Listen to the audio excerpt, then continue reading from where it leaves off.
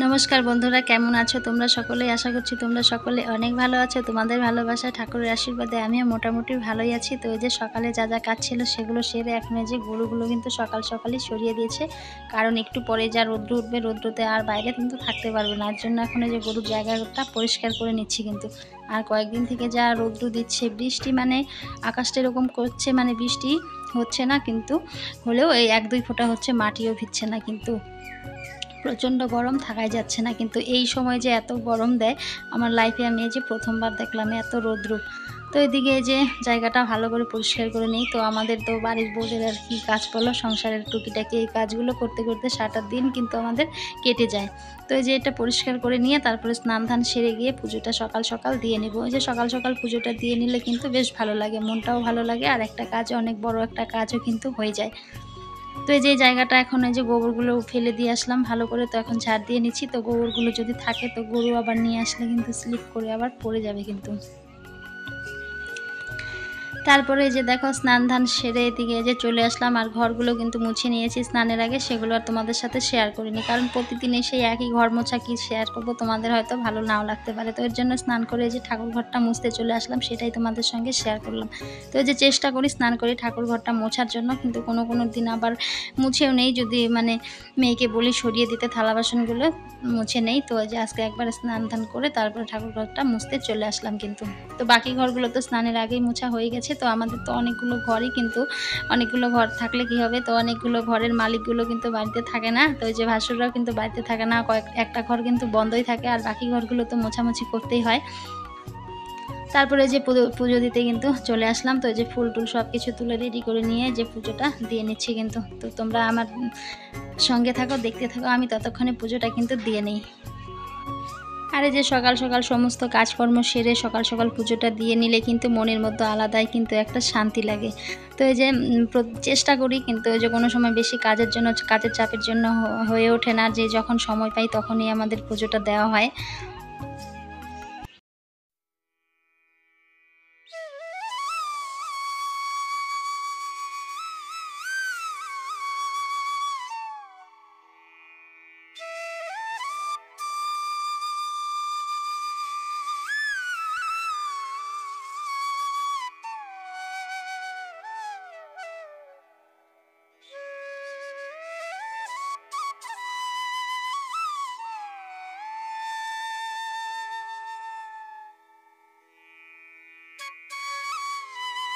তো বন্ধুরা, এই যে সকালের পুজো দেওয়া হয়ে গেল, কাজকর্ম হয়ে গেছে। তো মেয়ে এখন স্কুলে যাবে। তো আবার দুপুরে আমার কিন্তু আজকে থেকে রান্না আছে।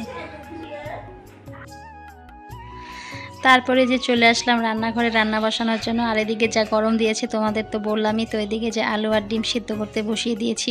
আর আমাদের বাড়ির বউদের যেন একটা দিনও যে এই রান্না কাজ থেকে ছুটি হয় না। সব কিছুরই সবারই একটা দিন, সপ্তাহে হলেও একটা দিন ছুটি থাকে, কিন্তু আমাদের সপ্তাহে একটা দিনও ছুটি নেই। যেদিন সপ্তাহে সরকারি একটা দিন ছুটি থাকে সেদিন দেখবে আর রবিবার করে কিন্তু অনেকের রান্নাবান্নার ঝামেলা কিন্তু বেশি পড়ে। তো এই যে আমাদের জন্য যদি একটা দিন ছুটি নির্ধারণ করা হতো তাহলে খুবই ভালো লাগতো। তো সময় সময় না এত খারাপ লাগে, এত মানে দম বন্ধ লাগে যে মনে হয় একঘেয়েমি কাজগুলো আর ইচ্ছে করে না। কোথাও নিরিবিলি একটা জায়গায় গিয়ে আসে, একা একা সময় কাটিয়ে আসে, একদমই ভালো লাগে না। কোনো সময় না সত্যি বিরক্ত চলে আসে এই একই কাজ করতে করতে কিন্তু। তো কি করবে, কিচ্ছু করার নেই। এই কাজগুলো করার জন্যই বাড়ির বউদের নিয়ে আসা হয়। তো বাড়ির বউদের সেই কষ্টটা কেউ কিন্তু বোঝার চেষ্টাই করে না। তো বেশিরভাগ ক্ষেত্রেই এরকমটাই হয়। তার সবার ক্ষেত্রে এক হয় না, অনেকেই আছে এদিক সেদিক সপ্তাহে 1-2 দিন ঘুরে টুরে চলে আসে, কিন্তু আমাদের মতো গ্রামের বউদের কিন্তু একদম একঘেয়ে জীবন, সেই বছরের পর বছর কিন্তু কেটে যায় কিন্তু আর ভালো লাগে না কিন্তু, খুবই কিন্তু খারাপ লাগে। দেখো ভালো মন্দ কিন্তু সবার জীবনেই আছে, কিন্তু আমাদের জীবনে কিন্তু মনে হয় ভালোই নেই। সব সময় মনে হয় সেই একঘেয়েমি, কাজ করো, খাও দাও, দিন কাটাও, এটাই হচ্ছে আমাদের জীবন।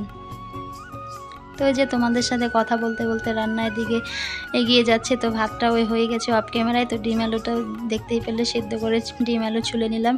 আর আজকে একটু একদমই ভালো লাগছে না রান্না করতে, ফাঁকিবাজি রান্না করার চেষ্টা করছিলাম। তো ভাবছিলাম আজকে লঙ্কা ফাটিয়ে ডিমের ঝোল রান্না করব। তো জিরেটা তো বাটতেই হবে, যতই ফাঁকিবাজি করে না কেন। তো লঙ্কাটা না আজকে আর বাটিনি যেন। আর আমাদের তো ডিমের ঝোলের মধ্যে রসুন খাবে না, কোনো কিছু খাবে না, শুধু জিরে বাটা দিয়ে আর হচ্ছে পেঁয়াজ দিয়ে ডিমের ঝোল। তো ওই যে ফাঁকিবাজি রান্নাই আজকে করে নিলাম। তো লঙ্কা ফাটিয়ে আজকে রান্নাটা করে নিলাম। তো জিরেটা তো বেটে গুঁড়ো যেহেতু খাওয়া হয় না, এর জন্য ওই যে জিরেটা একটু বেটে নিয়েছিলাম কিন্তু। আর আমাদের বাড়িতে লাগে মশলা ছাড়াই খাবো, কিন্তু একদমই গুঁড়ো মশলা আমাদের ব্যবহার করতে দেয় না, বা ব্যবহার কি করে করব, এনেই দেয় না আমাদের গুঁড়ো মশলা। এই যে গোটা মশলা এনে দেয়, বেটে বেটে খাও। তো এই যে এর জন্য গুঁড়ো মশলা আমাদের কিন্তু একদম খাওয়া হয় না। আর গুঁড়ো মশলা খাওয়াও কিন্তু ভালো না। তো ওই যে কোনো সময় একটু বাটাবাটি করতে ইচ্ছে না করলে কিন্তু তখন কিন্তু ঠেকা কাজ কিন্তু চালিয়ে দেওয়া যায়, কিন্তু সেটারও কোনো চান্স নেই, কারণ আনাই হয় না গুঁড়া মশলা। তো এর জন্য এই যে পরে কিন্তু আমি জিরেটা একটু বেটে নিয়েছিলাম, সেটা তোমাদের সঙ্গে আর শেয়ার করলাম না। তো আজকে রান্না করব হচ্ছে ডিমের ঝোল রান্না করব, আর হচ্ছে গিয়ে পুঁই পাতার বড়া করব। তো এই হচ্ছে আজকে রান্না বান্না। আর আজকে একদমই ইচ্ছে ছিল না গো রান্না করার জন্য, মনই চাইছিল না যে রান্নাঘরটাতে যাই। তো এদিকে যে পুঁই শাকের পাতার বড়াগুলো আমি এদিকে ভেজে নিচ্ছিলাম। আর পুঁই পাতার বড়াগুলো কিন্তু খেতে বেশ ভালো হয়েছিল, কারণ চালের গুঁড়ো দিয়েছিলাম আর দিয়েছিলাম সুজি দিয়েছিলাম, বেশ কিন্তু মুচমুচে হয়েছিল, যেহেতু আমি ভয়েস ওভারটা পরে দিচ্ছিলাম। আর তোমরা এই যে বাইরেটা একটু দেখো, মানে শরতের আকাশটা একটু দেখো কীরকম পরিষ্কার, একদম চারপাশটা কত সুন্দর। কিন্তু রোদের তাপটা এত, বাইরে দেখতে ভালো লাগছে কিন্তু যেতে একদমই কিন্তু ভালো লাগছে না। বাইরেটা প্রচুর কিন্তু গরম দিয়েছে আর রৌদ্র দিয়েছে, আর বাইরেটা দেখো খুব সুন্দর লাগছে কিন্তু। আর আকাশটাও কত সুন্দর, শরৎকাল, বুঝতেই পারছো আকাশটা দেখে। এখন কিন্তু ভর দুপুরবেলা, তো তোমাদের সঙ্গে একটু জানলা দিয়ে কিন্তু শেয়ার করে দিলাম। তারপরে যে খাওয়া দাওয়া করে একদম বিকেলবেলা চলে আসলাম। তো এই যে জামা কাপড়গুলো হালকা যখন শুকিয়ে যায় তখনই কিন্তু আমি বারান্দা দিয়ে মেলে দিই, কারণ যা রৌদ্র উঠে, এই রৌদ্রতে সারাদিন যদি থাকে জামা কাপড় কিন্তু একদম জ্বলে কিন্তু একদম কালার নষ্ট হয়ে যাবে। এর জন্য ওই বারান্দা দিয়ে মেলে দিই, হাওয়া বাতাসে কিন্তু শুকিয়ে গেছে। তো ওগুলো নিয়ে আসলাম।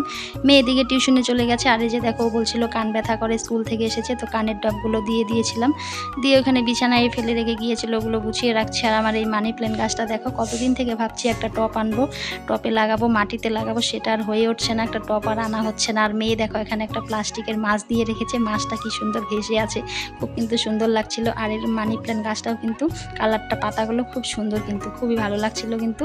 তো সন্ধ্যেবেলায় যে গাছটা আমাদের এখন আবার এক্সট্রা একটা কাজ, তো এই যে দুধ জাল করতে চলে আসলাম। তাহলে বন্ধুরা, ভিডিও তো শেষের দিকে চলে এসেছে। তো আজকের ভিডিওটা এখানেই শেষ করছি, দেখা হচ্ছে পরের কোনো ভিডিওতে। ততক্ষণে তোমরা সুস্থ থেকো, ভালো থেকো আর সাবধানে থেকো।